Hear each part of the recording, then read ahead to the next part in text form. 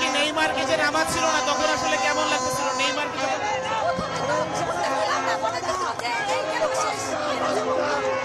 যখন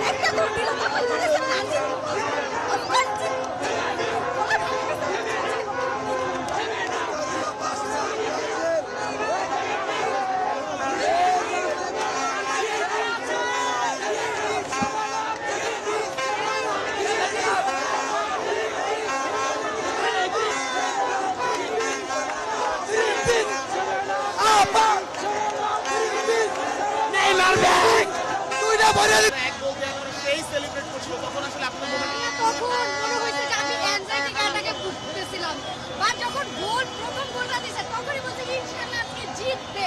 and final গোলে তো আমরা ফাইনালে যখন এক্সামিনেশন কমপ্লিট করার আশা রাখতেছি ইনশাআল্লাহ।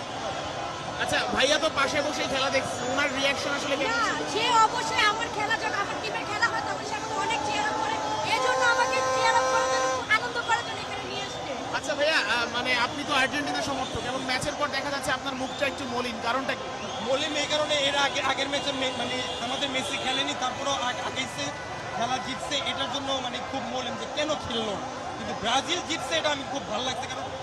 আর্জেন্টিনা ব্রাজিল যদি না থাকে তাহলে বিশ্বকাপের কোনো মানে নেই। ভাইয়া মেসিকে ছাড়া খেলা আধুরা ওরা ফিল করে বাট নেইমারকে ছাড়াও যে ব্রাজিল আগাইতে পারে এইটাই আজকে খেলে প্রমাণ করে দিছে। মেসিকে ছাড়াই তো আর্জেন্টিনা প্রথমে 2 গোল দিল ভাইয়া ওটা না কিন্তু মেসিকে ওরা বেশি প্রায়োরিটি দেয় খেলার ক্ষেত্রে যে মেসি থাকলে খেলা ভালো হবে বাট এটা যে নেইমার ছাড়াও পসিবল এটা ওরা দেখাই দেয়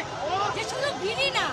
নেইমার ছাড়াও যে ভালো খেলে ভিনি ছাড়াও যে হয় এটা আজকে দেখাই দিছে। আচ্ছা নেইমারকে যখন নামাচ্ছিল না একটু কি রাগ হচ্ছিল না না অনেক আমি বারবার টাইম দিতেছিলাম যে কি হয় নেইমার নামে নাকি বাট নেইমারকে ছাড়া যখন লাস্ট কিছু সেকেন্ডে গোল হচ্ছে তখন আর বলার কোনো ভাষা নেই যে না ইনশাআল্লাহ আমাদের টিম ভালো খেলে এবং